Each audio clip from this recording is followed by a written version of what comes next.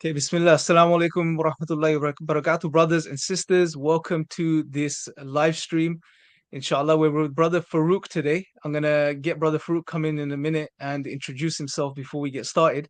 I know we started a few minutes early, but we thought let's make the most of this extra time that we have because we're going to go until Maghrib, inshallah. That's the plan. And then hopefully get some Q&As in at the end as well. I'll share the link with you guys so you guys can jump on if you want, or send your comments in and engage with us like that. So yeah, the topic, brothers and sisters, I know you know that I've done a couple of videos on this over the past year or so. That's interestingly, that's where me and brother Farouk first, or through those videos, was the reason we met as well, or got in touch with each other initially. So, Alhamdulillah. And it is a very interesting topic, and I think there is good reasons to talk about this topic now, or at least start introducing this topic now, and giving an Islamic perspective on it, giving a Muslim take on it, right? Because over the past couple of years, especially, and again, Brother Farouk's going to go into a lot of detail, or somewhat of some details as far as the history of what's been going on is concerned as well. But especially over the past couple of years, we've seen a lot of noise in regards to this topic. We've seen some, really interesting uh, input from the government. The Congress in America, they've come out and said, okay, we're going to officially study this stuff. Some leading scientists in the world have come forward and at least acknowledged that there is something going on, there is something that's happening. And I think we're at the point where it's not a case of is it there or not. There is something there, there's something going on. What is it? That's the big question, right? And that's what everyone is talking about. And if you look online on social media, there is so much interest in this topic. If you look at the podcasts that I put out in relation to this topic, they're the ones that are the most popular. So even amongst the secularists, those that are not religiously inclined, that may not believe in God, are really interested in this particular topic. Now, mhm. there's two reasons I wanted to sort of discuss this and start discussing this topic with Brother Farouk. And you'll know why with Brother Farouk as we get into it and as he introduces himself and his bit of his background as well. The two reasons are, number one, I really believe that this topic is at that point now in our current history where it's an opportunity for people to learn about Islam, because we believe that there is a very profound link in regards to this phenomenon, as we're going to refer to it for now at least, and what Islam has to say in regards to some things that exist within this reality, or just maybe just slightly outside of this reality, but things that exist, things that are beyond the material world. So there's a beautiful dawah opportunity here. There's an opportunity for people to learn about Islam here. So that's the first thing. And the second thing is, I think for Muslims, one of the things I've come across, or a fear that's been highlighted, I've read it in articles, I've seen it in some of the documentaries, is that there's this notion, this narrative that if these extraterrestrials, if it is extraterrestrials, come to Earth, this is going to shake the foundations of religion. This is going to make people question their religion. That may be the case for other religions, but it's not the case for Islam. And why it's not the case, again, we will discuss it as we go along. But without further ado, let me introduce Brother Farouk. Salaam alaikum, Brother Farouk. How are you? Wa alaikum salam wa rahmatullahi wa barakatuh. I hope you can hear me nice and clear, bruv. I can hear I'm you good, very nice and akhi. clear, mashallah. Yeah, thanks for letting me come on today. Alhamdulillah. So yeah, Tell us a bit bismillah. about yourself, bro. I Inshallah. will, inshallah ta'ala, bismillah. Allahumma inni a'udhu bika min athab al-qabr, wa a'udhu bika min al-mahyi wal-manat, wa a'udhu bika min al-fitna masih ad-dajjal, wa a'udhu bika min athab al-nar. Allahumma sallallahu alayhi wa sallam ala Muhammad wa ala alihi wa sahbihi sallam tasliman kathira. Sorry, I messed up there a little bit, bro. Yeah, so I'm Farouk. Thanks for letting me come on, bruv. And yeah, this topic is fascinating, actually. You jumped straight into it there right at the end, mashallah, saying how profound it is for many people who are outside of Islam, outside of this religion, hearing about another creature sharing this earth is something which is, life-changing for them. For the idea that something more intelligent, this is how they view it, yeah, more intelligent than we are, that exists in some form in this world, is world changing. And unfortunately, because of whether it's a lack of da'wah or a lack of people's own initiative in researching this topic, they don't know what Islam says about it. So yes, you're right, Akhi. Many people have said that, this is going to change religions. People are going to leave their beliefs and They're going to have to readdress what reality is. But for us Muslims, alhamdulillah rabbil alameen, we have the clearest, most concise information about the phenomena. Now, what is the phenomena? What do we mean when we say phenomena? And what is a UFO?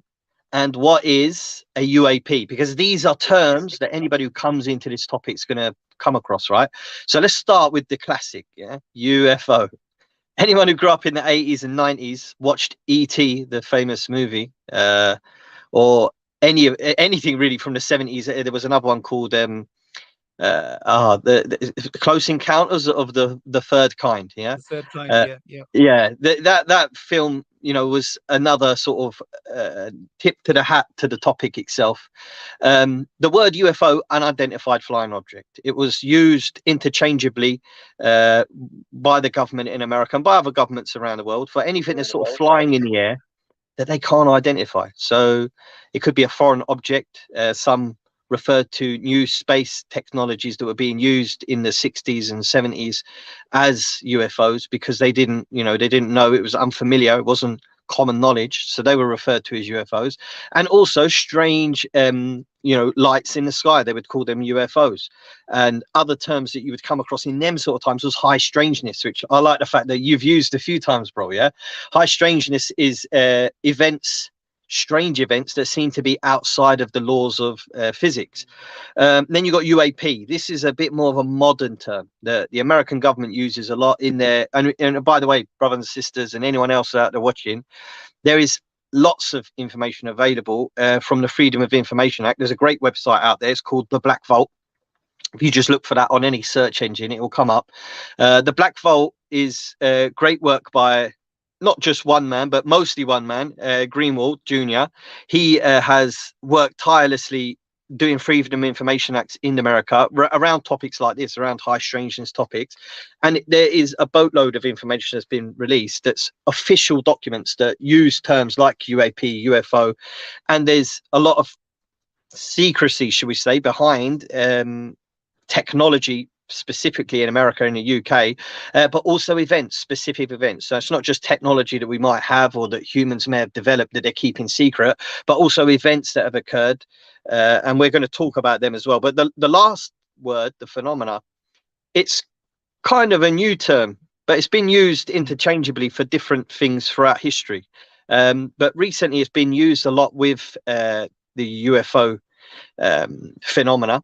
But the phenomena also touches on other things, like, for example, you find a lot of Muslims, we talk a lot about possession, which is part of the phenomena. It's a strange thing that can happen to someone where another creature will enter into him. We call them shayateen, but some people out there, they call them spirits or devils or demons. They possess a person, and that person will have a different voice. Sometimes they'll behave differently, they'll change, and then when asked about it later on, they won't know what they did, they'll lose their memory.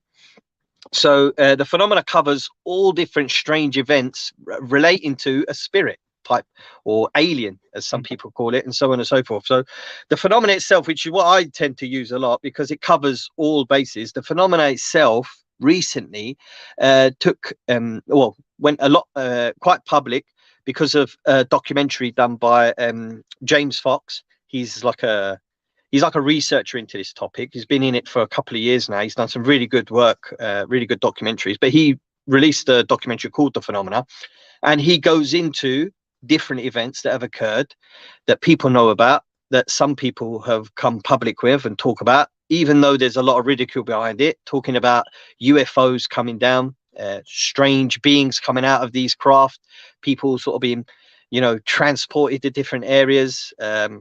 It's very interesting, but those are the three sort of main words, and they're all kind of talking about the same thing, which is what we would describe as Muslims, the Jinn. Yeah. So Yeah. those are the three. Just to Go on. just to add there as well, Farouk, because the phenomenon, I see it being so, like I think I mentioned this in one of the previous videos. There seems to be two main camps, or you can broadly divide this community into two camps. One camp seems to take the more literal perspective, which is that there is, when they're referring to UFOs, they're referring to craft, and these technology, they must be technological, and they must be occupants, and they must be from Yeah. somewhere else. So that's the more sort of literalist type of perspective. And then there's the other, which I would say it holds most of the academics studying this phenomenon, such as Jacques Vallée, etc., who seem to take the view, well, okay, reality isn't really what people are perceiving. So there is something else going on. That's why they seem to refer to it more as the phenomenon as well, as opposed to just Yeah. calling it a UFO or a UAP, because It's more it's a encompassing. bit more. Yeah, yeah, Mm. yeah. Yeah, So it's that good that to sort term. of get people to appreciate that there's two camps, and it seems like the academics are leaning towards the camp where they're saying, okay, there is, yes, people are seeing things, yes, there's UFOs or UAPs being observed, picked up on radar, etc., but Yeah. they are not in reality what they seem to be. There's something deeper going on. Yes. And when you read their works, you see that it's more in line with what we're going to be presenting today, I guess, as well.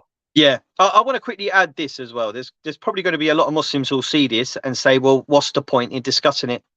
We are Muslims. What we believe is what we believe. There's no need to delve into the position the kuffar are taking on this. We have our religion.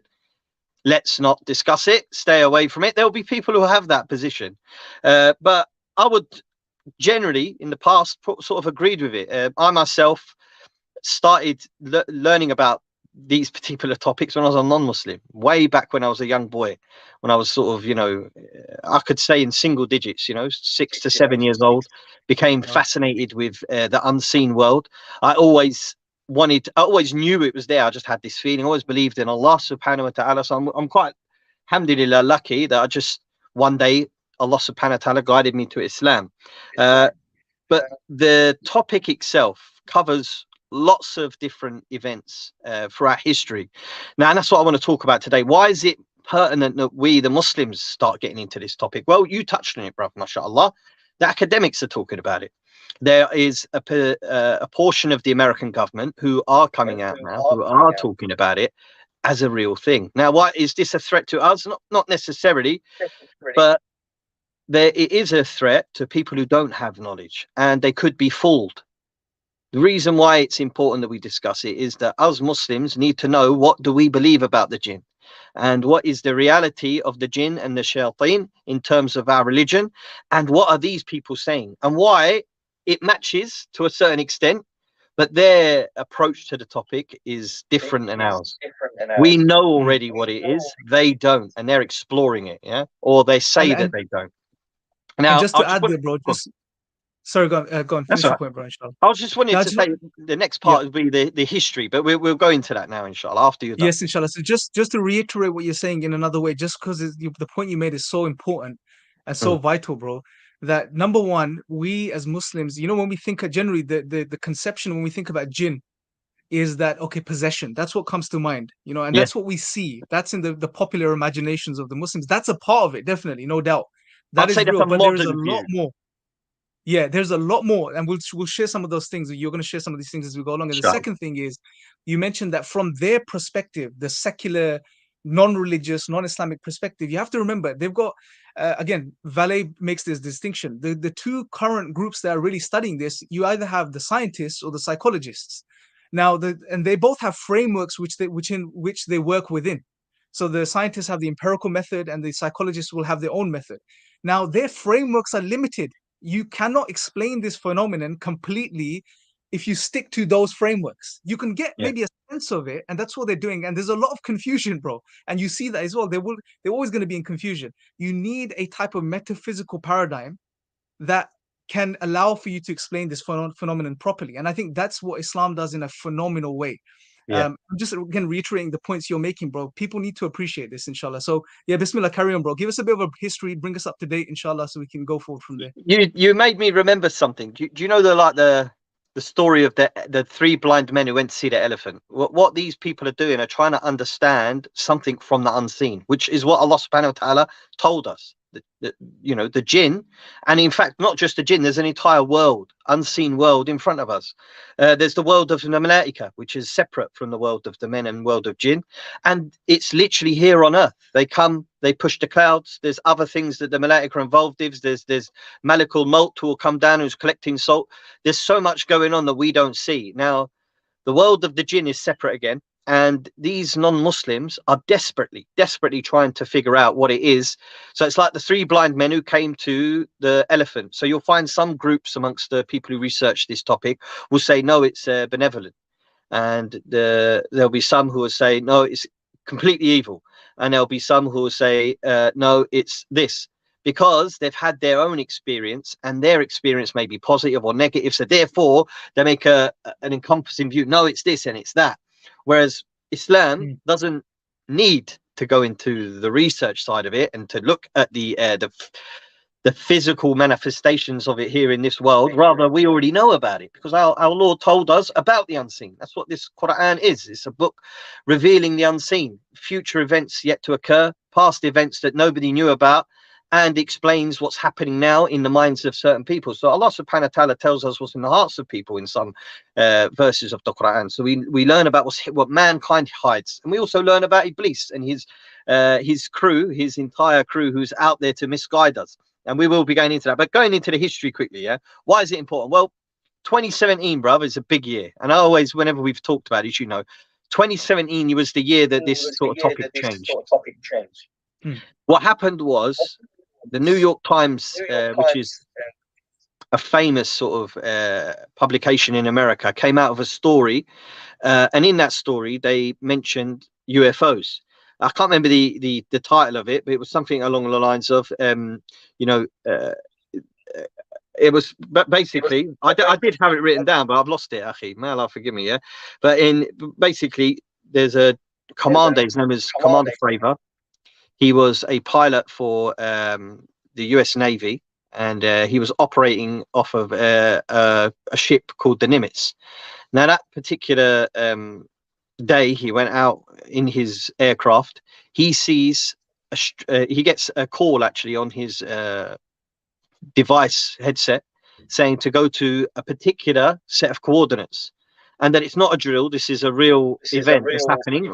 We're seeing something on the we're seeing some kind of like activity on the radar. Can you go over to these coordinates? So he goes there, and by the permission of Allah, they see this strange tic-tac shaped object. Now, this object maneuvered in a very strange way. Commander Fravor said that not like anything he's ever seen before. It traveled really quickly. Now, this is just a brief overview of the story.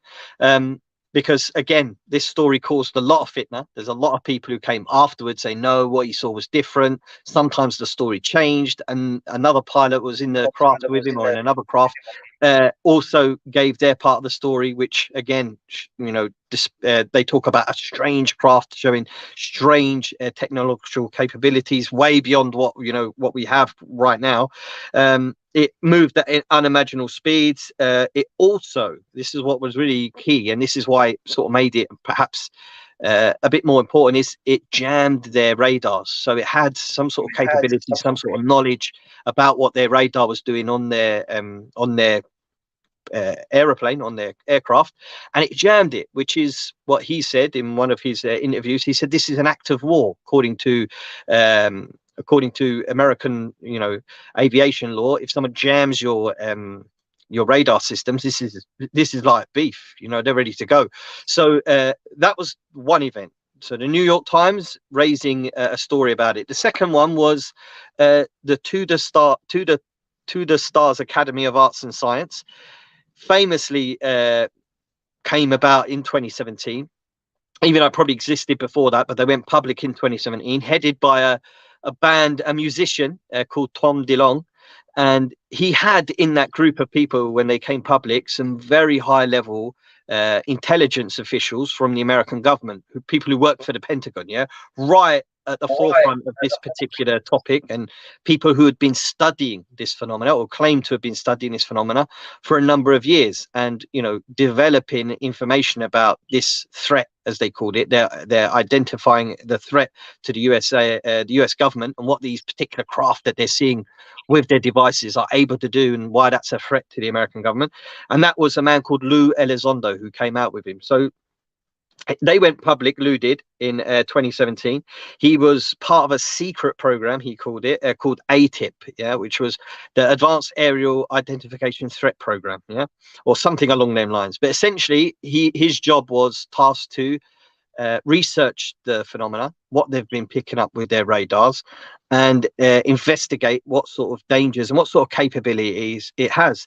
And he came with like 5 different functions that these craft had that made them different than anything else that he had been familiar with, that the US government had, or any other governments in the world. He was saying this was a new type of technology that he's not seen before. Yeah, we'll touch on the types of things it could do after, but we're then going to go to the 3rd event that happened in 2017 after ATIP went To the Stars Academy went public, and the different scientists who were part of To the Stars Academy went public. So you had like famous ones like Jim Semivan and a few others who were part of the initial publicity of this thing. There was the US Navy patents. At the same time, the US Navy applied for some patents for unusual technology, which is purporting to be a new type of physics, a new type of science that's been developed that allows through vibrational. I'm not an expert in it yet, but I have read about it, and it is very interesting. But essentially, a new way of developing a craft that's not only able to cloak itself and hide itself, but travel at enormous speeds. So you had those 3 major events that happened. When that happened and it became a public event and everybody knew about it, that's when this became important. Because for me personally, I don't mind what people believe in their own home. That's fine. And I think even inside the American government, there are people who feel the same way. It's been rumored that there's a group of people who believe in God who have been holding back this information from coming to light. Allah knows best what the truth is in regards to that, but information pertaining to the jinn and their capabilities isn't that important to us Muslims, but it is when it comes to affecting the da'wah. So these 3 events, outward, open, clear discussions on something sharing this world with us, and something that has a capability of instantaneous travel, able to stop in an instant, able to cloak itself to complete invisibility, be able to jam and to control other technologies, be able to enter airspace, yeah, that's protected airspace, should we say, and be able to circumvent all of the particular technologies that the US and British government have to protect our airspace. These things can just willy-nilly go straight in. It's even been said that they've began launch sequences to nuclear weapons.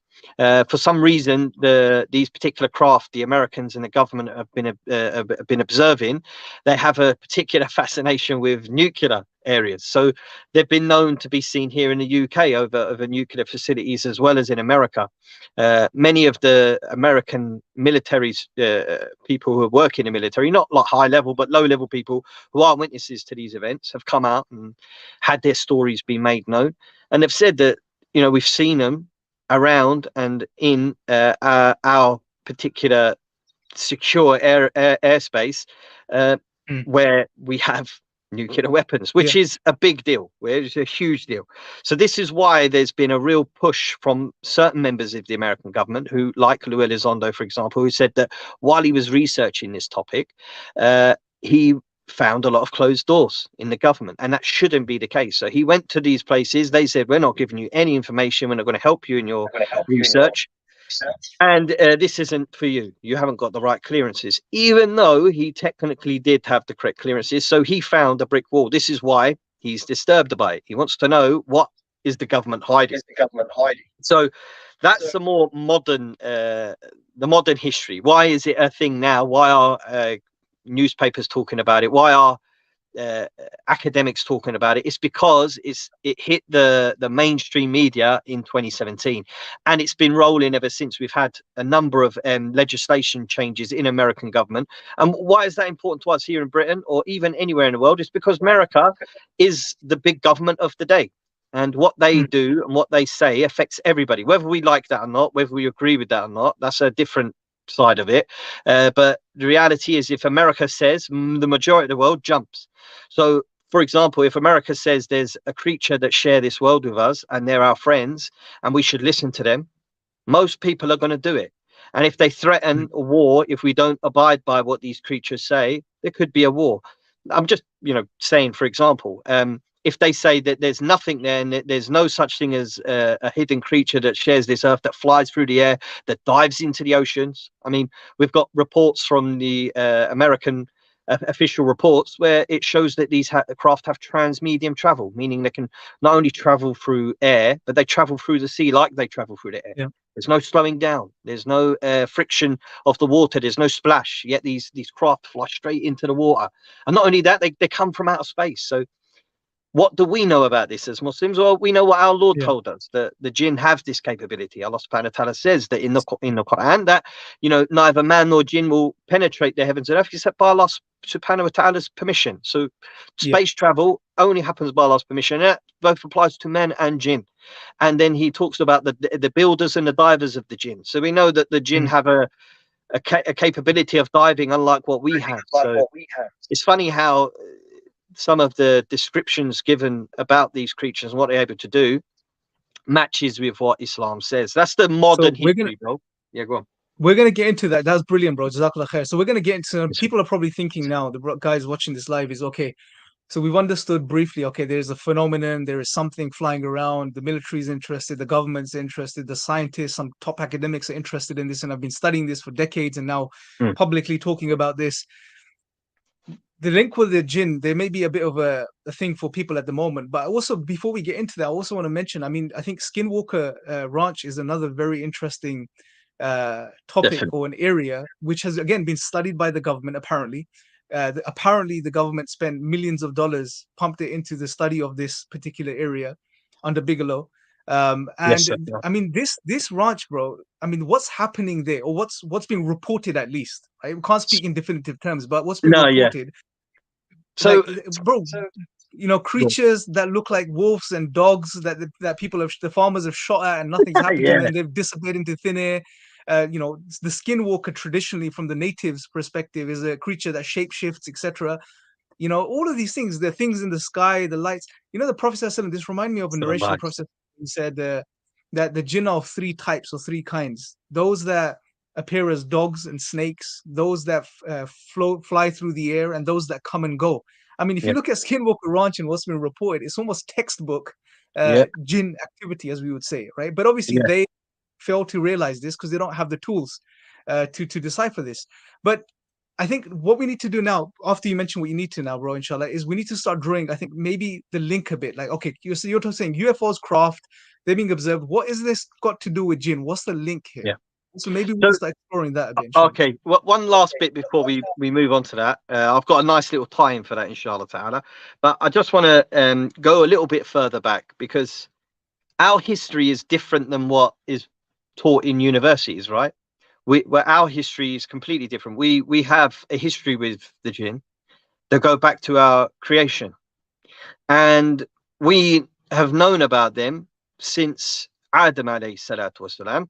And they have been, through their leader Iblis, meddling in mankind's affairs the whole way through. And there's many ayah in the Quran that talk about that relationship between mankind and jinn.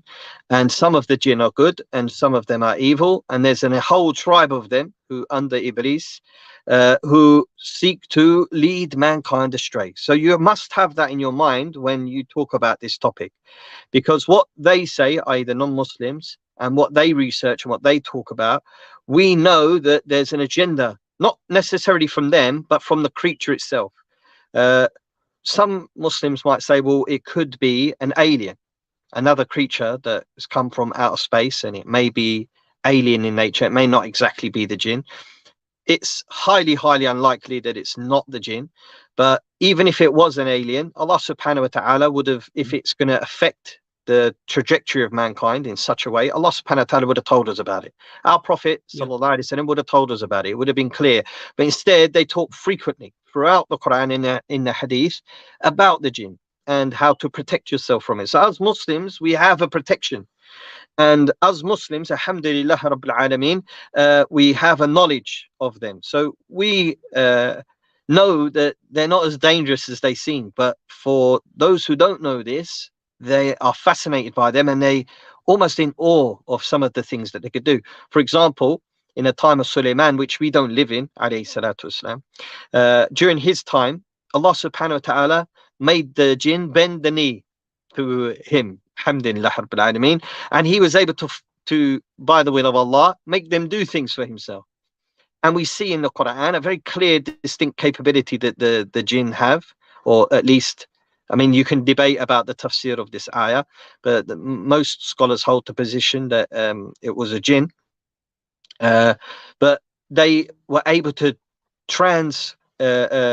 well, almost like instant teleport the throne of Iblis from one part of the world to another.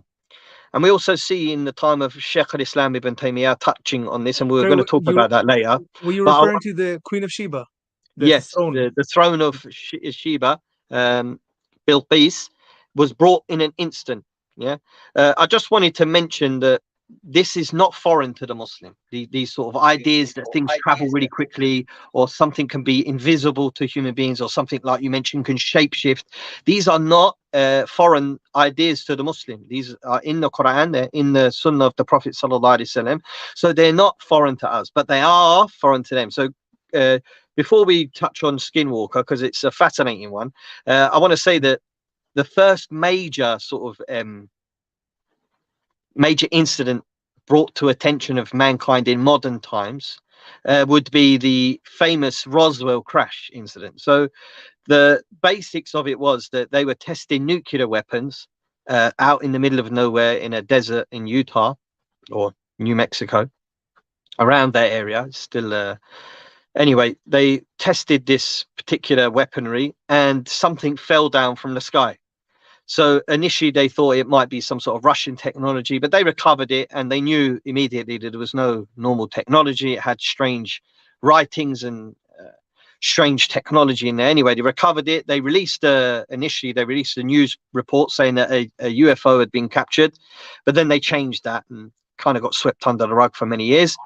But a lot of people who were involved in the recovery of that saw, and they claim to have seen, you know, different types of technology that was part of that craft that they hadn't seen before, and other things. There's a lot of speculation involved there.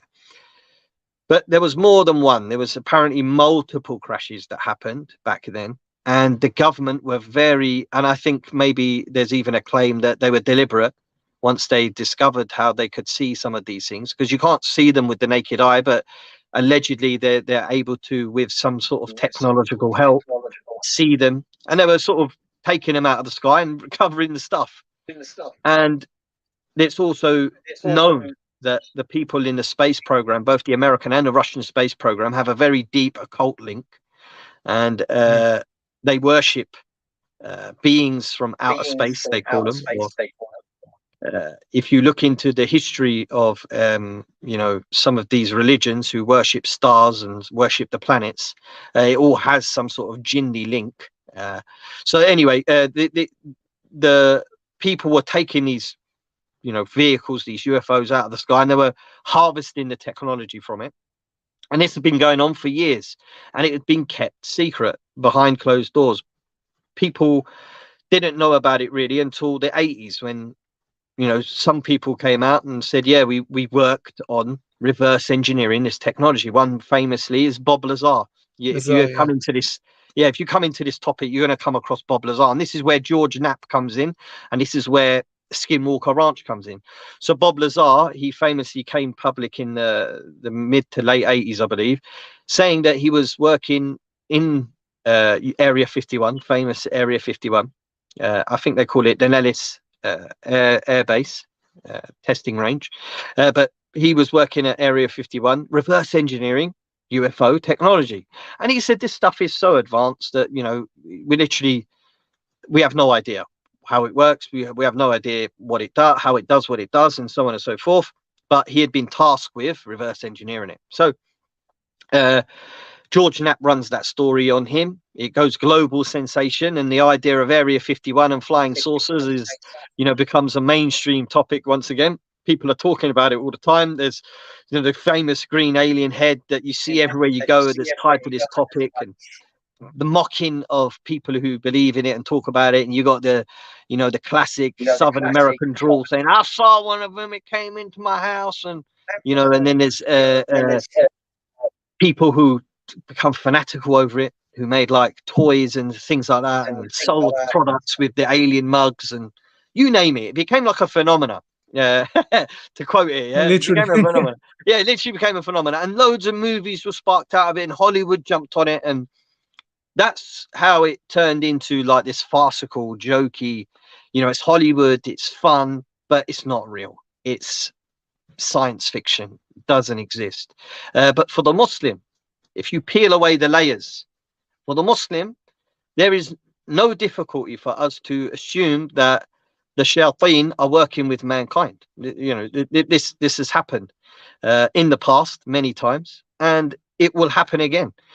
Us Muslims, though, today we tend to assume that Jinn are, like you said, restricted to the possession phenomena, and anything beyond that doesn't exist. But the Skinwalker Ranch, in particular, is very fascinating because when George went public with the story of Bob Lazar, he met with a man called I forgot his name, Mr. Bigelow. What's his first name? Bob. I Bob think Bigelow. Bob. Yeah, Bob. Yeah. Bob Bigelow. Yeah. Yeah.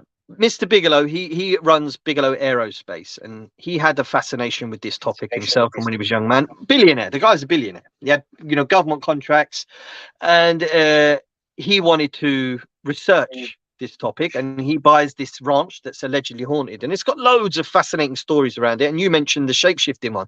That's just one of many, but there's a famous story of a giant-sized wolf dog type creature that comes to them when the particular family who owned it at that time bought the ranch. This giant size, I mean, they said it's huge. It was like a giant wolf, biggest thing they've ever seen.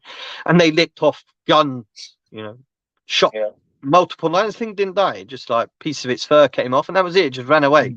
And the locals who have a superstitious religion, like the Red Indian, The natives. they have, yeah, the Native Americans, or whatever you want to call them, they have, and I don't mean to be rude, I don't know the correct terminology, but they prefer, but they have their folklore and their different religious beliefs, and the path of the Skinwalker is where that ranch is.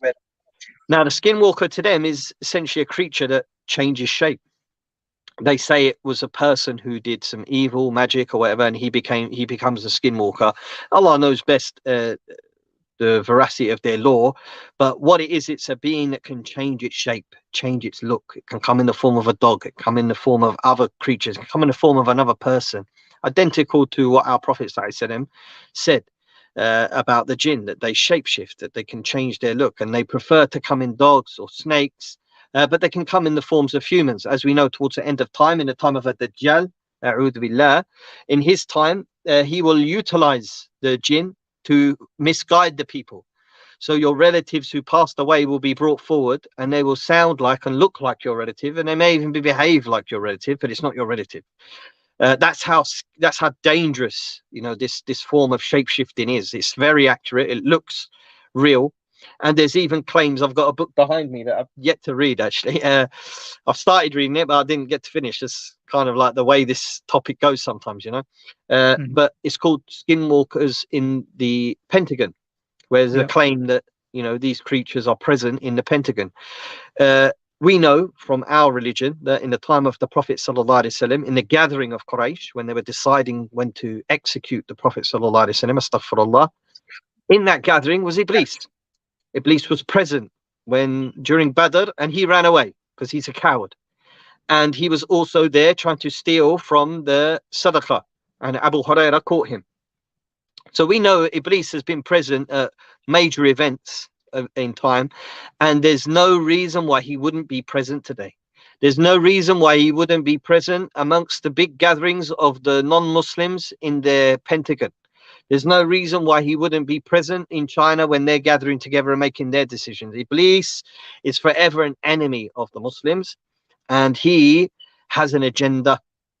And sometimes, unfortunately, people end up worshipping him. You see amongst the musicians and so on and so forth, very much obsessed with showing the devil in a good light. I mean, you sent a wonderful video earlier, yeah, of how he tries to present himself in a good light. Yeah. But yeah, the sorry, I know I went on a bit of a tangent there, but I just wanted to link it back to our belief and how Yeah. we the Muslims have more of a right to this topic than anybody else, and we should be the most active in discussing it. Now, a lot of it could be speculative, yeah, but what's Mhm. real is that they're talking about it, yeah. Regardless of what the truth is, they're talking about it, and they're taking note, and they're very interested in in making it public and talking about it publicly, especially the academics, bro. Yeah. So Farouk, like we're talking about the Skinwalker Ranch, like there's the whole hitchhiker effect that's been reported by Knapp Yes. in his book, which where something follows people back and affects their families when they go back. And there's a lot of other stuff. Now that is easy to correlate, right? But a moment ago you spoke about technology, potential crash retrievals, etc. And again, there's a lot of noise about this, that there's going to be disclosure on this, etc. But Yeah. let's just assume for a second that okay, they have recovered some sort of real technology. The question here is then, well, what does that have to do with Jinn? Right? People will Uh, be asking this question. yeah. Subhanallah, that's a very good question. So this goes to another book. There's a famous book, and I would advise anybody who wants to learn about this topic and who wants to do da'wah in this topic, that this is the book they have to read. This is the introductory book, in my opinion. Yeah, it's called American Cosmic, and it's written Mhm. by Dr. Diana Pasulka. She was a professor, I believe, originally at Oxford, but I'm pretty sure she's based in America. But she wrote this book, American Cosmic. Now, it's a fascinating book because initially she talks about going to the crash site where the initial crash happened. And this is it, by the way, it will tie in with the Jinn, yeah, and why it's important to us. So she goes to this crash site, and she was taken there by someone who's part of an elite. I mean, this is the thing, yeah. Secrecy is massive in this topic, and anyone who knows anything has a secret. They have somebody on the inside that they've talked to.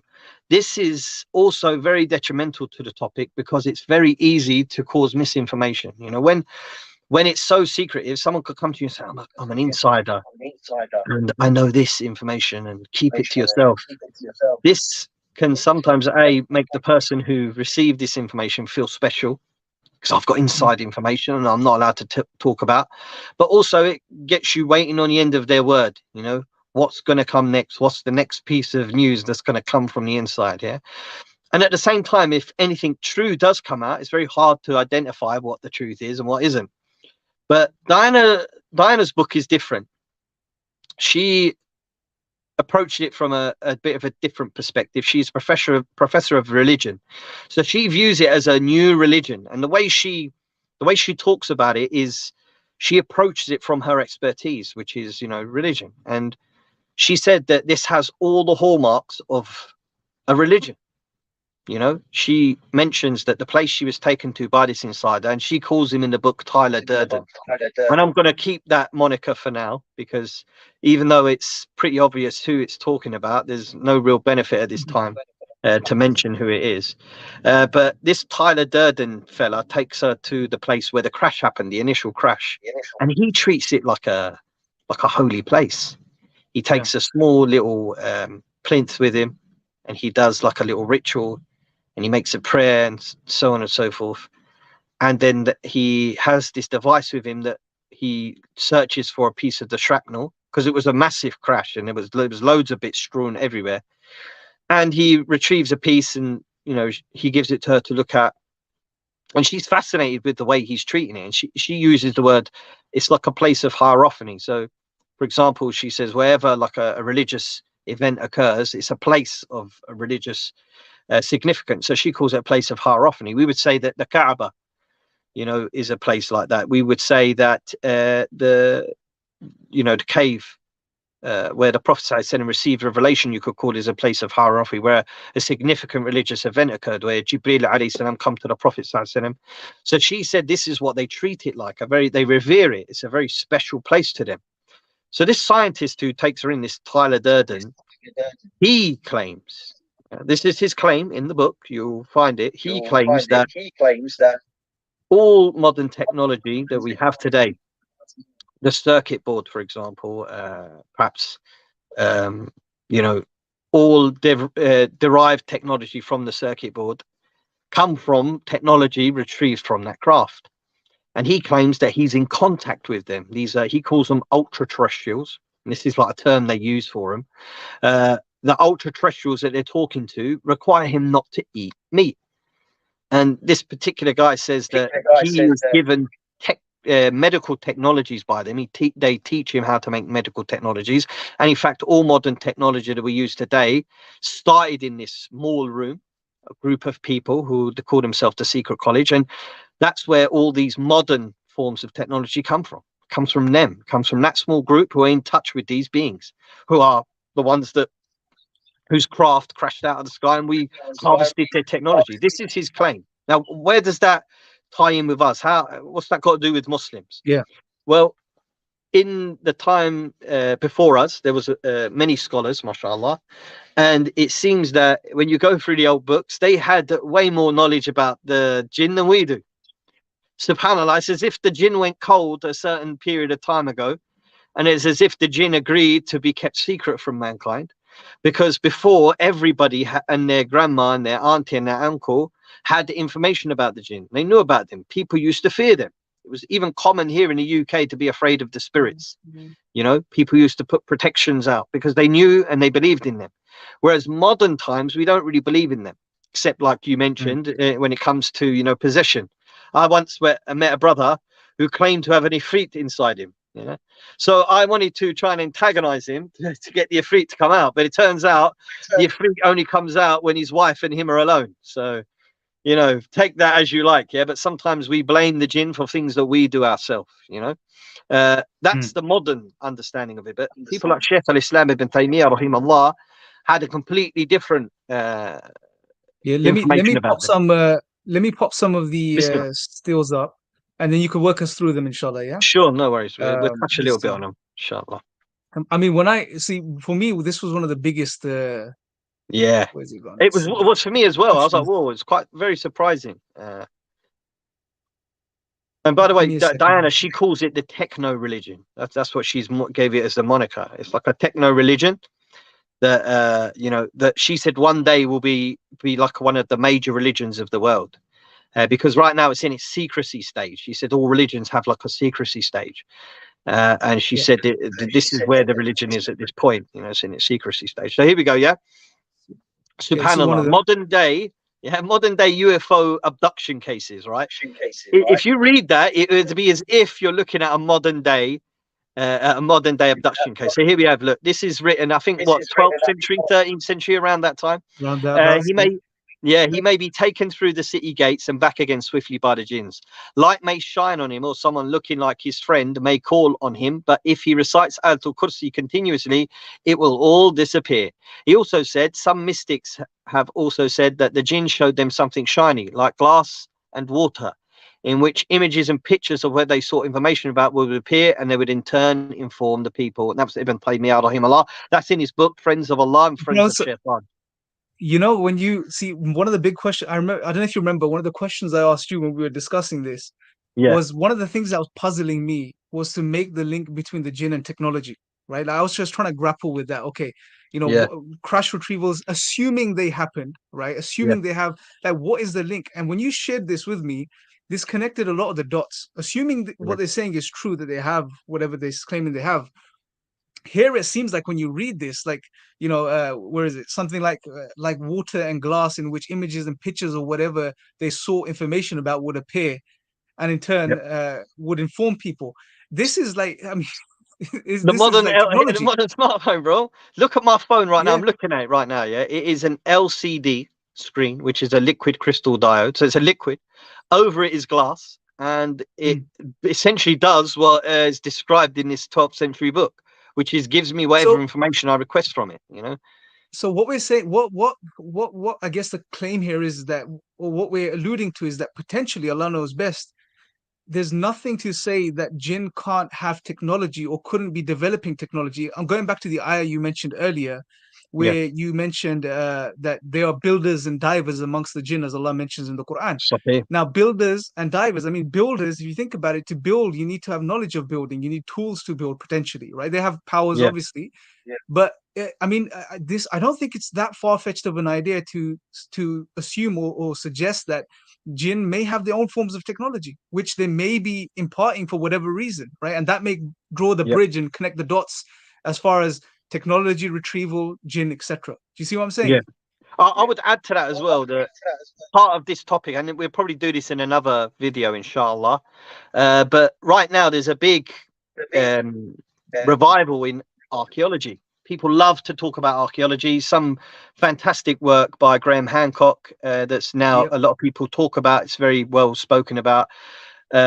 He did a documentary piece on it, and he talked about how difficult it is getting your work out there and being abused and ridiculed because you're not talking about the government narrative. Yeah, let's call it that, because essentially, if you don't toe the line of the academic government narrative, you are, you know, a fringe weirdo who doesn't believe in the truth. You know, you're just pushing your pseudoscience, as they call it. Yeah, but as Muslims, we're more in line with the pseudoscientists than we are with the scientists, because we don't believe that mankind was pushed out of a monkey. I don't. I don't believe mankind was pushed out of a monkey. I don't think that mankind was completely primitive in the past. Not because I'm just guessing at it, but that Allah subhanahu wa ta'ala told us that there were generations who went before us who built up the earth more than we did. Yeah. Now, right now, look how built up New York is. Look how built up London is. And Allah subhanahu wa ta'ala says there were people who were before who built it up more than you, who did a better job carving out of the stone than you did. Yeah, subhanallah, the modern archaeology is a fascinating one, because there are people like Graham Hancock who are very interested in different theories than pushed by the major governments.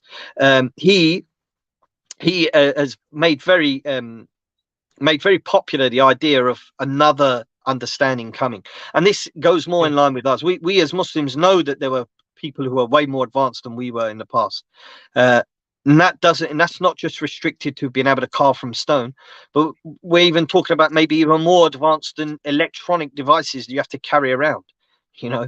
Mm. We So, don't bro, have to limit. Yeah, go on. Sorry. no, no, I'm just sort of drawing it and just sort of summarizing it once again. When you look at the essays on the jinn, especially those certain specific parts, what Ibn Taymiyyah is highlighting is that, okay, these jinn were in communication with certain individuals, peoples, Yeah, mystics, quote unquote mystics, and they were imparting some form of technology to them, giving them things that they can use to gain information.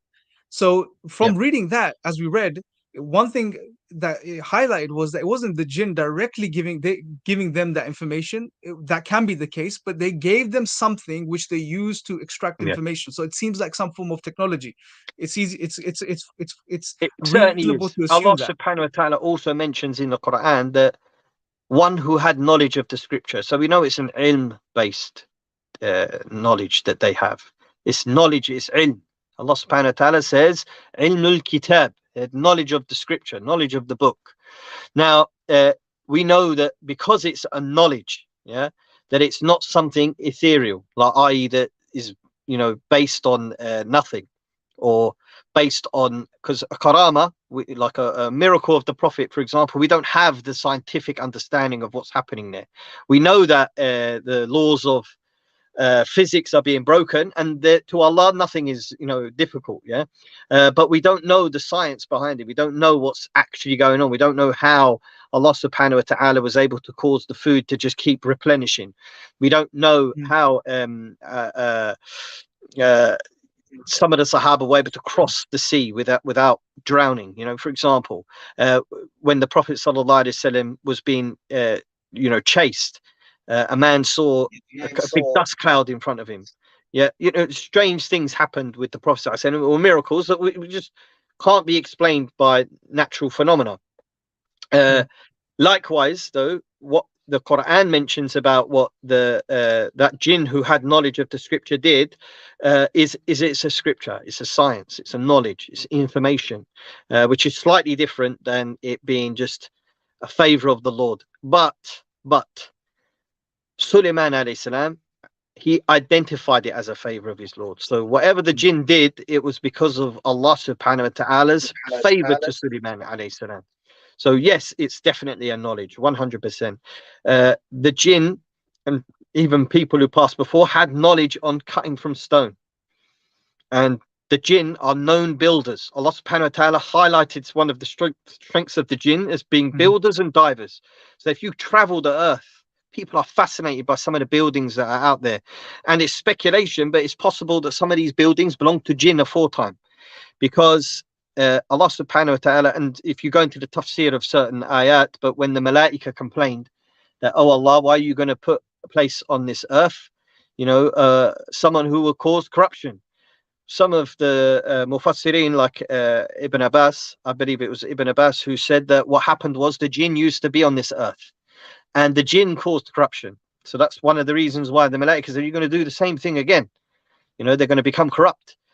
So this earth used to be inhabited by the jinn, if you take that position of Ibn Abbas, and that now the favor has been placed on mankind. The favor is upon us. But Allah also mentions in the Quran that the buildings of man and jinn that are still here and present on this earth. Go around and look, you can see them, subhanallah. So not only are we told to traverse the earth and look for them, but there's physical evidence of amazing capabilities of building with just stone.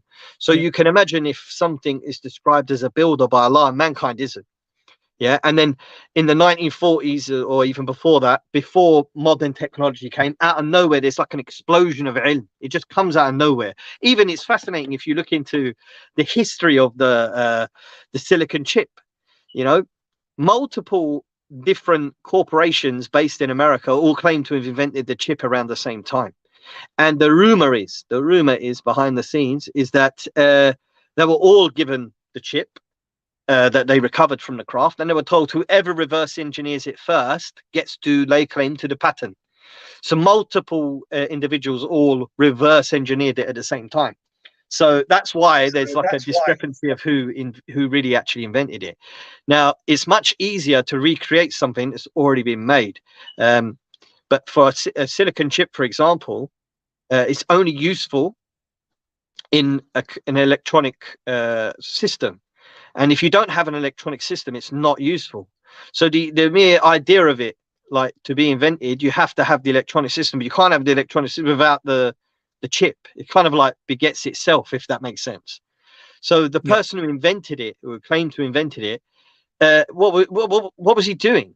How did he know that it would form those functions without having a system that shows its function in the first place? So it doesn't, even logically, it has some gaps to it, is what I'm trying to say. Not only that, though, the Ibn Taymiyyah information is classic because let's say you disliked humankind and you were looking at us like in a fishbowl. Yeah. So we're in a fishbowl and you can see us, we can't see you. And you could, if you wanted to, withhold information from mankind.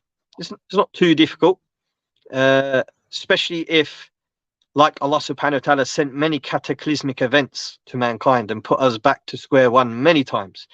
Humans have become tyrannical multiple times, and Allah subhanahu wa ta'ala set us back, and he lets other people inherit the earth.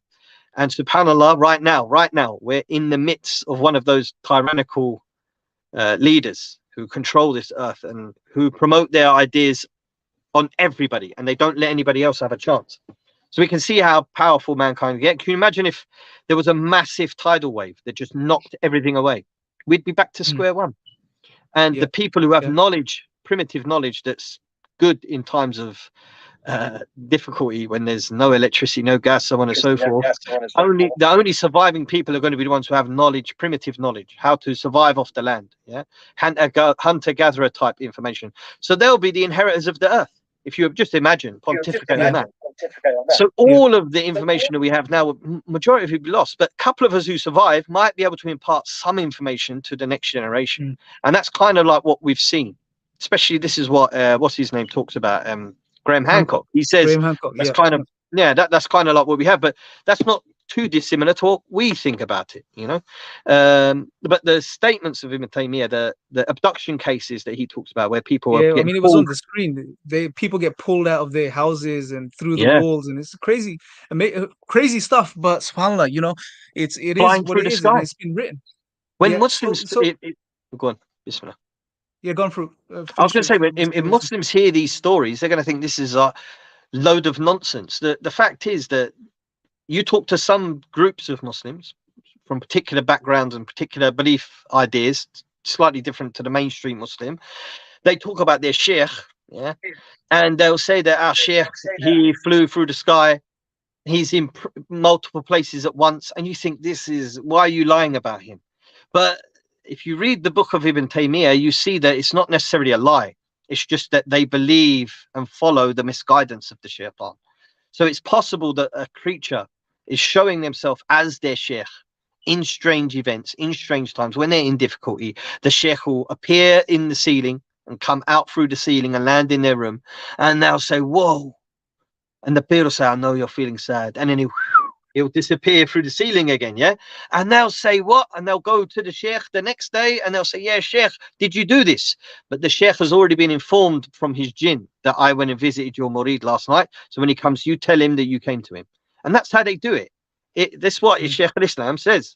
This is what was happening in his time. And some of them who repented from it, one of them said, A'udhu billah, he used to receive this black dog who would say, yeah, one of your murids was drowning or whatever, and I saved him, so just tell him, you know. And then when he started to practice, the dog stopped coming to him, the black dog. So that peer, he did tawbah, and he repented and he returned to Islam, and then the dog stopped coming to him. The point being, though, the point being is, amazing things happened, but they're not karamat, and they're not miracles. These are the works of the devil, and they're there to mislead mankind. And today, in our skies, for whatever reason, these events seem to be returning. So when a non-Muslim That's where says, I want to go. yeah, That's where I want to go with you, Faruq, bro. Now, so that we've sort of somewhat appreciated, and it is an introductory. It's part one, so we may do yes, many more videos on this I've specific touched on areas. everything, but But one lightly. thing, We didn't go deep. Yeah, yeah. So one thing I think that's we can appreciate is that, okay, there is a phenomenon taking. I'm just going to summarize everything. So just, it's good to summarize and repeat things because it helps people conceptualize and form ideas. So there's something going on. Definitely, it's been acknowledged by people, government, scientists, etc. There are things appearing in the sky, things appearing in certain parts of the world, etc., which they seem to defy the known laws of physics and the way we yeah. understand reality from a secular materialist perspective. So, Um, and we also have seen in the link now, we know Allah mentions and speaks about the jinn, and we've seen, for example, Ibn Taymiyyah mentions what the jinn were capable of doing, things we may not even be aware of as Muslims today, beyond possession, taking people through their walls and ceilings, and giving abduction. people giving people literally what I would refer to as technology, so they can get information of things that they want from wherever, right? Yeah. So we can see there's a link between technology. Technology seems to be a big part of what's being observed today. So we can see the link there with the jinn, and it's not that far-fetched to make that link between the jinn and what's being observed as a phenomenon. There's one more evidence I Now, want to touch yeah, on quickly, just to do with phones in particular. So magic, if you look at what it's described as in the Quran, is essentially a type of relationship control. So Allah subhanahu wa ta'ala said that the angels Harut Marut, whatever tafsir idea that you follow about how they taught the knowledge, essentially that they showed you how to separate man from wife, husband and wife. That is very powerful relationship control or brainwashing, where you can make somebody dislike another person. These mobile phone devices, Akhi, have consistently shown the ability to brainwash. You have entire swathes of people getting out of their car, dancing next to it while the door is open. And in one case, some dude gets run over by his own car and died. SubhanAllah. Because he was following a trend that some computer app on his phone told him to do. Yeah. Can you hear yeah, that beeping? no, Okay, good. Yeah, it's there's an alarm going off or something behind me. So the second thing is as well, it's separating children from parents. So we have this phenomena where now it's almost cool to remove body parts and change your name and change your gender and be confused in reality. You don't know what reality is anymore. And these mobile phones are very effective in doing that. So I'd say that's an additional evidence to add to it, Mm. that these, not only are they beneficial, they can be used for good, but essentially we see that their main effectiveness is in brainwashing. Makes people do things Yeah. that they may not necessarily have wanted to do before. Now they want to do it. And this is what the objective is of magic. It's to, to brainwash and cause people to come away from Allah subhanahu wa ta'ala. SubhanAllah. And so, and what we're talking about here, this idea, I guess that's probably coming across from us, and everyone can make up their own, think about this and reflect upon this. We're not talking in definitive terms. We're just talking based on what we've researched and look into. And me and Farouk seem to be in agreement with what we think is going on here, which is it's the jinn at play. That being said, I think it's important to highlight that from an Islamic perspective, even if it was beings from another planet, it's still it comes within our framework, because Allah says He created many creatures and scattered them throughout the heavens and the earth, and when He Yeah. wills, He can bring them together. Now, one way of understanding that could be there's other beings in other parts of the world that, when Allah wills, they can be brought here. So there's no problem from that extraterrestrial sort of hypotheses as well from an Yeah. Islamic perspective. But No, there isn't. it seems like what's going on is related to jinn. And Yeah. by the way, it's not only like, if anyone wants to look at this, like I said, there's two camps. The academic camp within this field seems to, although they don't know, many of them don't know about Islam, and many of them or may know about Islam and may not talk about it, but they Yeah. seem to also be suggesting that what's being observed as the phenomenon isn't extraterrestrial. It's what they refer to as ultra dimensional, or other Yes. beings creating this perception, right? And I Hmm. think we talked about this last night, the Vengeful Jinn. I don't remember the author's name.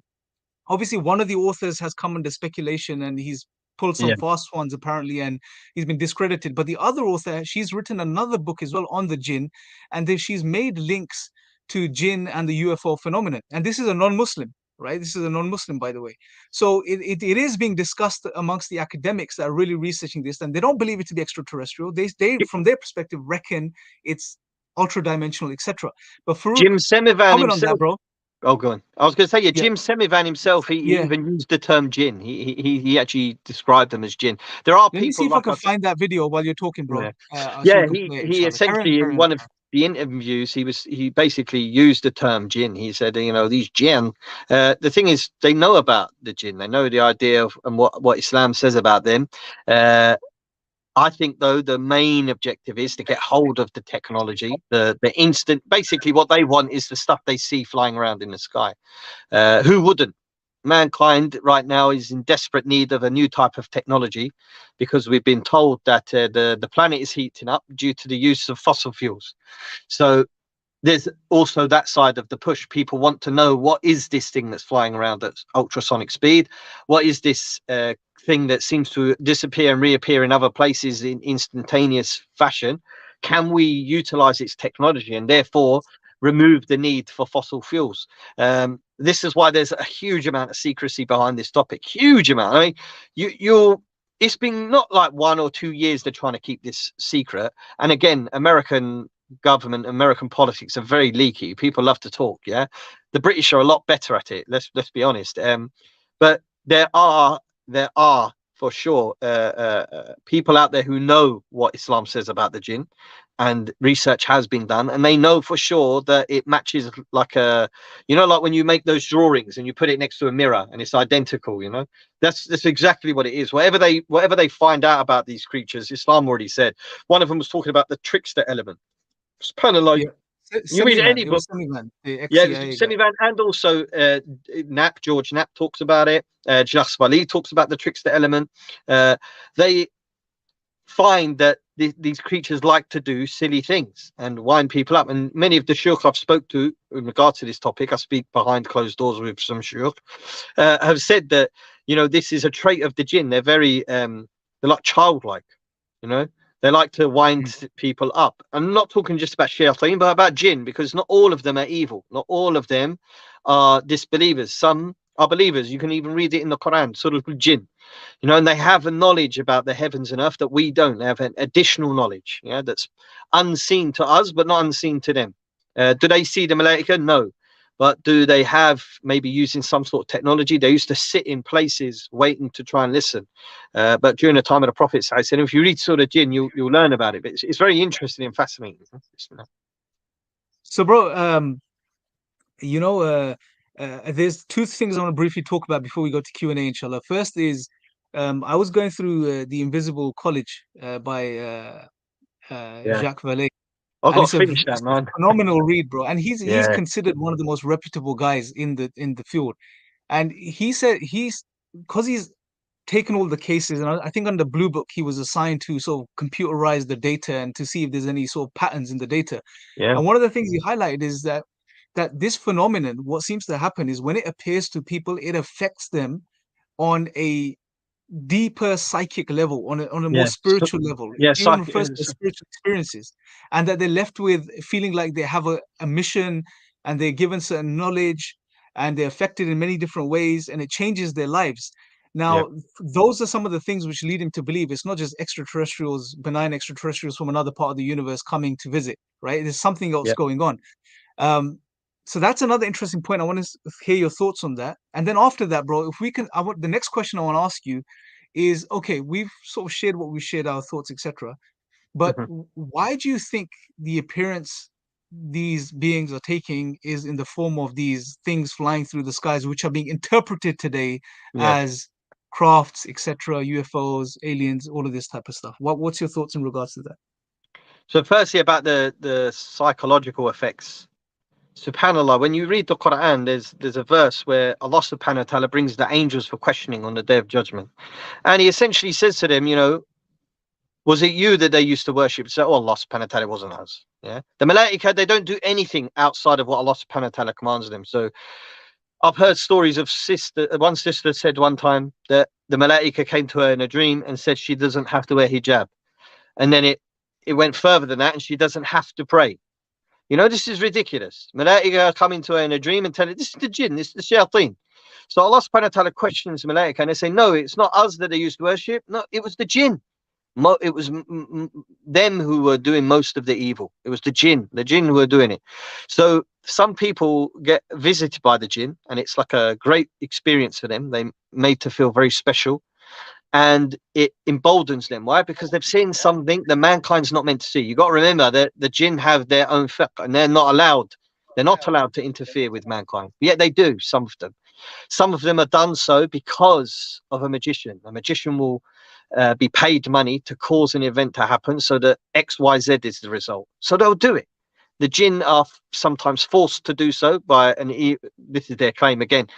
When you hear some of the things the jinn say through people, and I don't believe any of it, but they claim to, have been forced and so on and so forth. Some become Muslim while they're, there, and so on and so forth. Strange events happen, but the side effect, the psychological and physiological side effects that people have, the need to see it again, the feeling of speciality, is very hard to get rid of, and it is what makes it so hard sometimes to talk to people about this topic because they've had an event, and when something like that happens, it's hard to get across a new idea, a new way of approaching it.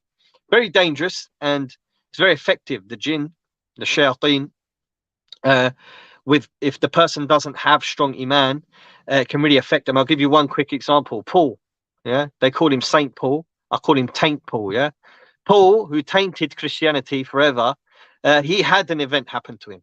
Right, so this he thought was Jesus came to him burning. Like some flame-based Jesus comes to him, and he has this strange vision, and he then becomes Saint Paul, who changes Christianity forever. You don't have to Mm. follow the law of Allah. The same thing happened to Abdul Qadir al-Jilani, rahimahullah. Now, whether a lot of people hear that name, they're going to think a certain way. But if you go back to the, authentic books, he was actually a pious sheikh, mashallah. So Abdul Qadir, he has a similar event happen to him as what happened to Paul. But yet he said, "A'udhu billahi minash shaitanir rajim," and he wasn't affected by it, and he didn't change the religion of Islam. So the shaitan praised him for that, and he said, "A'udhu billahi minash shaitanir rajim." So the point is that there are sometimes psychological events that happen, that affect people psychologically, can I say? But you can get over them. You do tawbah, ask Allah subhanahu wa ta'ala to protect you, and recognize it for what it is. It's a test from Allah subhanahu wa ta'ala. Not always should you feel proud or happy with these things. Sometimes Allah subhanahu wa ta'ala is testing you. So you have to be strong with your Quran, be strong with your salas, and avoid it best you can. The second question, I think, which was about what again? Sorry. So yeah, so why assuming that it is the jinn, why are they appearing in a way which is interpreted by today's people as, Okay. this phenomenon, these aliens, these spacecrafts, whatever you want to call it? Yeah. And what's going on? Why is this? What are your I've got thoughts a on this? Why is theory. this happening? Yeah, I've got a theory. I wouldn't say it's 100%. But when you look at the prophets, peace be upon them, in the past, Allah subhanahu wa ta'ala always sent the prophets with miracles that would be befitting for their time. And it seems, and Allah knows best, but it seems a shaitan has taken that idea and ran with it. Iblis, he's like the most knowledgeable, so he knows what's effective and what works with mankind. So it seems, and Allah knows best, that if they want to, they can show you a flying car in the sky. They can show you a flying donkey. There's many reports. This is a famous story. There was a man who used to do Hajj on a donkey. So this man, he would go every year and do Hajj. And the ulama spoke about this. Said his Hajj is invalid, even though he did all of the prerequisites of Hajj, but he didn't travel the normal way. Yeah. So there's even discussions on the man who flew on his flying donkey. So they asked him. They said, how comes your donkey would fly? And he said that every morning at Fajr time, the donkey, I would do 2 rakat for the donkey. This is true. This is what he said. I'd do 2 rakat for the donkey and it would fly for me. And instead of praying his Fajr, he would pray 2 rakat for the donkey and then he had a flying donkey. So he had some agreement with the jinn that resided in this donkey and it would fly him around. Shaykh al-Islam talks in his book that sometimes people would be flying through the air and a person who loves Allah would shout, A'udhu billahi min ash-shaytan rajim, or recite Ayatul Kursi, and the man would fall from the sky. So they would know then that it was a jinn that was carrying a shaitan. So it's my opinion, and Allah knows better, that they show these craft and appear in such a way as to fascinate mankind. But I think, and Allah knows best, that a lot of the American government, the British government, they have some knowledge and some information they don't. And I believe they're teased a lot. So one of the researchers, I think it was Sheikh Spali, he said that there seems to be some sort of AI component, because what they've done, the American government, and this is part of the information that may or may not be true, but they have nuclear ready vehicles, and some vehicles are not nuclear ready. So they would send out the nuclear ready ones, and the phenomena would occur. So you'd see these upside down triangles or squares flying through the sky in those areas. So they realized that whenever we send a nuclear capable, these things would show up. So they started sending the same aircraft, but removed the nuclear capability to see if it would happen, and it would show up. So they started thinking that it's some sort of natural response that these things have, rather than it being able to detect that it's really got the nuclear capability on it. And Allah knows best. There was one guy talking about that when they were training to go to Iraq, when they were fighting the Muslims there, these things turned up during the training, and then when they actually went to the location in Iraq, these things showed up in the sky there as well. So they weren't sure if they followed them there or if they were waiting there for them. But the Americans are definitely disturbed. There's multiple stories of Americans fighting in Afghanistan and in Iraq where they would see strange creatures. They would be so scared. The governments have tried to hide some of these stories, but they're online. You can see them. You can go and listen to them. Yeah, Vietnam was another example as well, I think, where they had their own rockets were fired back at them the following morning, Yeah. damaging their vessels. Like crazy stuff like this. So When the I mean, there's so much out there, bro. So yeah, fascinating. I guess we've covered quite a bit today, and there's a lot to take in, Yeah. for everyone. And again, just to reiterate, we're not speaking in definite terms. This is just based on our research. Speculative. This is what we think, what we think may be going on. Allah knows best at the end of the day. However, like I said in the beginning, there's an opportunity here for Muslims to share something about Islam with non-Muslims, especially those interested in this topic. So there's a da'wah potential here. you know, that there are loads of non-Muslims, loads of atheists, secularists interested in this, paying attention to this topic closely. And Islam does have a lot to say when you start connecting the dots and you see what's going on. So you study the phenomenon, and then you study what Islam says in regards to the jinn. Like Faruq said earlier, there seems to be a perfect match in many respects, you know. So you know, there's something we can share and encourage non-Muslims to look into, and also for Muslims that whatever's going on, because you know the Corbell documentary. He's made all of his documentaries available Yeah, over the past couple of since I don't know, since beginning of January. You know the third patient 17 one, yeah. yeah, There's a part in that documentary where the guy that's being that they're taking this whatever potentially a thing from his leg. He's got an yeah. implant or something, Bit right? of shrapnel. Let's A call it potential shrapnel. implant, yeah. And Yeah, he's asked, and he's like, he doesn't want it to be real. And he asks him why, and he's like, because my whole faith will be shaken. My whole faith for 50 years of being Christian will be shaken up. yeah, I wouldn't know what to believe. And I was thinking, wait, hold on. Subhanallah, Alhamdulillah, you know, Islam, we don't have that issue. Whether it's aliens, whether it's not aliens, or whether it's just jinn, either way, it's all explained within yeah, our deen. It's all there. The information is there. If anything, people can come and benefit from what Islam has to say in regards to this topic. And if they're interested yeah. in the paranormal or this phenomenon or whatever they're into. So I think there's a lot there. There Um, certainly is. anything I else want you to want to say? Then finish we can with quickly an open up to ayah Q&A. from my side. Can I quick? Oh, you got a Q&A, have you? No, no, go ahead, bro. I'll I just I was going to say I want to finish with an ayah, but if we got some questions, yeah. we'll do some questions and then we'll. So we've Okay, bro. got a little Do bit you of want time you to. know on your Yeah. screen, have you got a comment section? Uh Comments oh, it's tab. under there. It's got. I've got chat. Is that Chat it? potentially, yeah, maybe in there. Yeah. So you'll see the comments in Oh there. yeah, It should be comments. all Yep, the there we comments. go. Wow. Yeah. So just flick through it, bro. See if there's anything you wanna touch upon, and yeah, Oh, just pick there's through, quite a inshallah. few, bro. There's quite a Yeah, few. there are. Can you pick some? Because it's really I can't see the Yeah, I'm gonna screen flick when that's through as going well, on. inshallah. I'm on Let's my see. phone, so it's Brothers and very sisters, difficult. if you got any questions, now's the time to just send them in. And we got till Maghrib, so we got what, maybe another 15 odd Yeah. minutes or so, Bismillah. Yeah. inshallah. So, okay, I'm just going through it now, bro, inshallah. You So, pick one, Akhi. Bismillah.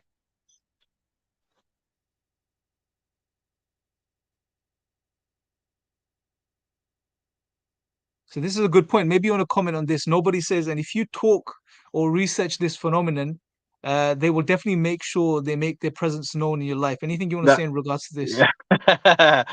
I could do a whole talk on that, bro. That is very true. And my advice to people who have events or see anything with their own eyes or experience anything, whether that be in a dream form or in actual reality, do tawbah, ask Allah subhanahu wa ta'ala to make it easy and make istighfar. But certainly, yes. The funny thing with the researching the jinn and researching these particular topics is that you end up having experiences, whether that be in a dream form or in reality, you certainly do. And I think that's part and parcel of it. I think Allah subhanahu wa ta'ala tests the believers.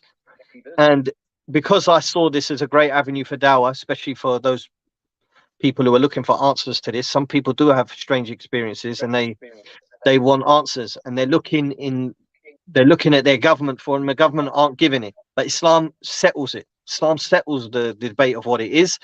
And like you said, there is definitely room for aliens and other creatures out there, and Allah subhanahu wa ta'ala has created what we know and what we don't know about. There's so much, but the things that are affecting people in this world, most of the time 99.9% of the time, you can explain it using the jinn. I even remember one woman, she said she went on a date with some guy who claimed to be really old, and she thought he was joking. And the guy, apparently he changed his face in front of her and it disturbed her, and she's mentally disturbed now because of it. So Allah knows best. Oh, there we go. That fell completely by accident. Yeah. But I think I nudged the thing. So yeah, the point being is that yeah, when you do learn about this topic, you need to be doing a lot of istighfar. You need to be reading the Quran a lot, and you need to be spending time doing dhikrillah, because this is what Shaykh al-Islam Ibn Taymiyyah advised, and this is the advice of anybody who's doing dawah. I would say anyone in dawah, whether it's through this topic or any other, do a lot of dawah, a lot of istighfar, especially in our times, brothers and sisters. We're right at the end. Dawood according to a hadith, an authentic hadith in Sahih Muslim, Dawood alayhi salam is coming at the end of time. When Adam alayhi salam saw Dawood, he said, "Who is he?" He said, "This is one of your children. It'll come at the end of time." So if Dawood was at the end of time, where are we, alayhi salam? We're like, we're just about to see the door close, subhanAllah, on humanity. So may Allah protect us. I mean, so there's another one on the, maybe you want to comment on this. Former Defense Minister of Canada, Paul Hillary, once stated that there are 80 different alien species visiting Earth. Goes with the Islamic tradition of various jinn. So, okay, this is where we go into, see, in the Muslims, there's two sides to this research. There's one side where you could say it's from the Indian subcontinent, let's say, or not just them, but the people who follow the Sufi tariqas and so on and so forth. They have so much on this information. They talk about the Jinn kings. They talk about the different species of Jinn. There's books on this. There's from the traditions of the Arabs, pre-Islamic Arabian traditions, and so on and so forth. That information, myself personally, I don't think it's necessary. What we have from the Quran and the Sunnah is enough to understand about the Jinn itself, and they do have different capabilities, but that's part of the unseen, and it's not not necessary for us to know. So if it was, our Lord would have contained it in the Quran, and if it was, our Prophet would have been very clear with it in the Hadith. But so because it's not pertinent information, and it's all speculative, and you could end up making a mistake. And if you make a mistake that's detrimental to your akhirah, you're going to regret it. So it's better to just stay away from the speculation of the Muslims and non-Muslims on the topics of the jinn and the different alien species, as they say. There's a question by Octay, says, people, I think that's how you say his name. Sorry if I mispronounced it. People like Graham Hancock show these figures in architecture, which are divers with handbags like items carrying civilization after catastrophe. Maybe they are from Solomon's era, question mark. Okay, yeah, it's a speculation. Could be from the era of Solomon, could be from before that, could be from after that. The thing with archaeologists, they love to place dates and times, and that is not necessarily the way of the Muslims. Allah subhanahu wa ta'ala talks about many nations who passed before, greater than ours. Allah subhanahu wa ta'ala made them of great stature, and they used to build on top of mountains, buildings that would never, they said, would never disappear, would never be destroyed. Could it be that? Absolutely. Is it? I don't know. And it's fascinating, and it's certainly a topic that perhaps some Muslims could go into purely for the benefit of the da'wah, because people like Graham, who's very well versed, who's very well knowledgeable, certainly knows about Islam and what it says. But in terms of giving an answer for these previous nations who are great grand nations who used to have fantastic technologies and buildings that they built that are beyond our capabilities even today, especially when we believe them to have primitive technology like we say that they did, when that may not necessarily be the case. Speculating on whether it's from Nuh or from Suleiman, or whether these divers or whatever those depicted creatures are, Allah knows best. Allah subhanahu wa ta'ala knows best, and it's not pertinent to know for sure. With Hancock, I think he in one respect he's done a phenomenal job in providing an alternative look at history, and he's provided some solid evidence as well for his theories. And I think that's good, because one thing people aren't aware of is that a lot of modern day archaeology, again, has presuppositions which are very naturalistic. It's a very sort of secular way of looking at the world, and they're trying to fit a specific narrative of human history. But what Hancock is doing, and what his work has shown, and a lot of it's been proven now and taken seriously, is that no, the human race goes far beyond what has been, taught as the age of. So that's, and again, many things are in line with what we know from our history. Yeah. But when it comes to him, we make this mistake sometimes, bro, as Muslims, is when we get someone, we take everything from them, right? Now I can tell you, because I've come across Hancock's views in regards to religion and God. And you can tell the guy hasn't done his research when it comes to traditional religious traditions. He doesn't know what he's talking about. If anything, he's promoting the idea of psychedelics, and he has his own type of, if you like, new age that he's trying to promote. So just be careful with him as well. 100%. They know of Islam. They know. Someone like him hasn't come across Islam and just didn't. But what does he know deep into it? No. Does he want to know? No. Why? Because he's, like you said, forming his own ideas. He's clearly obsessed with the effects of certain drug taking and what experience they're having from it, and they're promoting that as a way, as a cure for mankind. So we don't agree with them on that. However, it's his archaeological research that we can grab. As Muslims could just take that and say no and repackage it in a better way, inshallah. Is there any any UFO sightings outside of Western world? Yeah, absolutely. Subhanallah, one of the premier sightings of a UFO was in the time of Rasul sallallahu alaihi wasallam. Yeah, and that we'll leave that for another day, inshallah ta'ala. But you would describe it as a UFO, but our Prophet told us it was malaika, and we'd have to, inshallah, maybe in the next one we'll talk about why what the Prophet sallallahu alaihi wasallam said it was, and what people see today is not the same thing, inshallah ta'ala. But yeah, bismillah. Yeah, there's sightings all over the world, bro. All over the world. That's some of them, it could be a lantern. Yeah, it's a UFO. We don't know what it is. So it could be anything. Yeah, Vale himself mentions that it's there's sightings across almost every country across the world. People are seeing things, you know. Saudi, it's just you hear about certain places. That's it. Yeah, exactly. America makes money out of it, whereas everyone else just seems to say it and that's it. End of. Inshallah. There's a question here. People who do astral projection. I think that's the type of where where people say they send their consciousness out of their bodies into different space, time, etc. Are they just seeing the Jinn world? No. And I guess this applies to psychedelics as well. Let me broaden it a bit. Yeah, I would say no. Psychedelics is an interesting one. Yeah, psychedelics is different because you're not actually seeing. You're having an event in your mind. You could even say it's closer to a dream than it is to reality. But astral projection, where you're talking about someone who lays there and has visions inside their mind, they're certainly not seeing the world of the Jinn, because the world of the Jinn is unseen. It's part of the unseen that Allah subhanahu wa ta'ala created, unseen by mankind.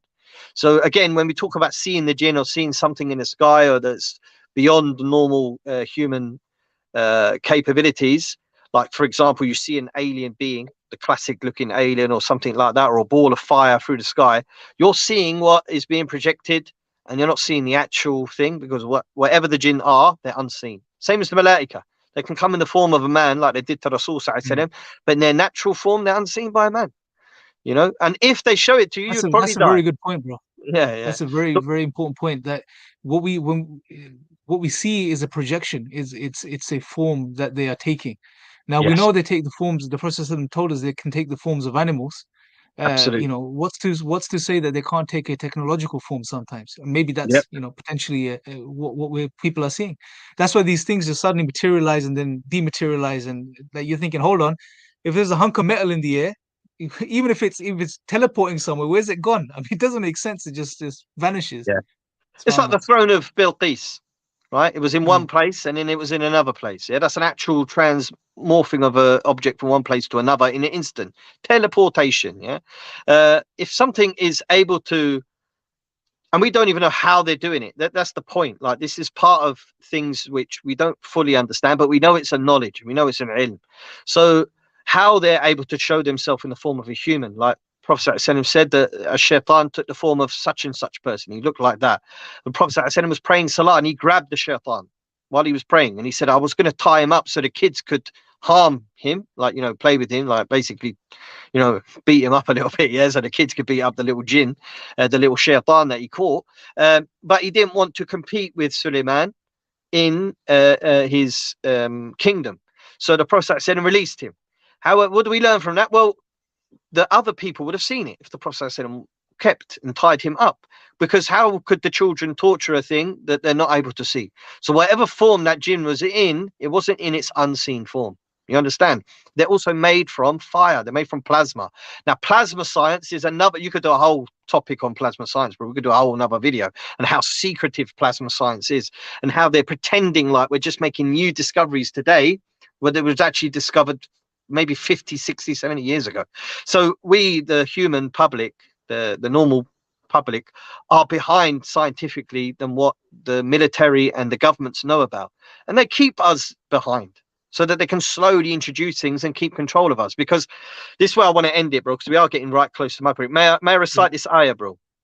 Yes, bro. Sure. أعوذ بالله من الشيطان الرجيم ويوم يحشرهم جميعا يا معشر الجن فقد استكثرتم من الإنس وقال أولياؤهم من الإنس ربنا استمتع بعضنا ببعض وبلغنا أجلنا الذي عجلت لنا قال النار مثواكم خالدين فيها إلا ما شاء الله إن ربك حكيم عليم.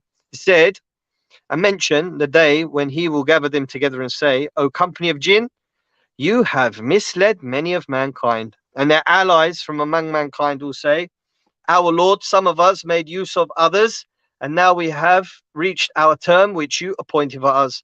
He will say, the fire is your residence where you will abide eternally, except for Allah wills. Indeed, your Lord is wise and knowing.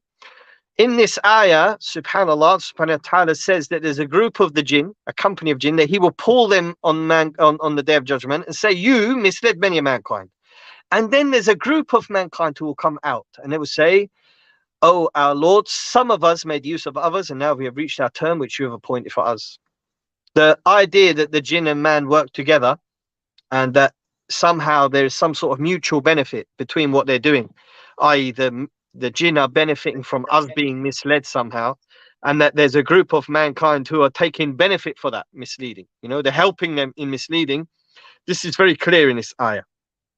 The idea that we, the people of today, the normal people of today, the Muslims who should really be in control of what's going on in the world, because we're the only trustworthy ones, we would get rid of all this debt that people are incurring through the banking system. That's a global poison and cancer that's affecting mankind.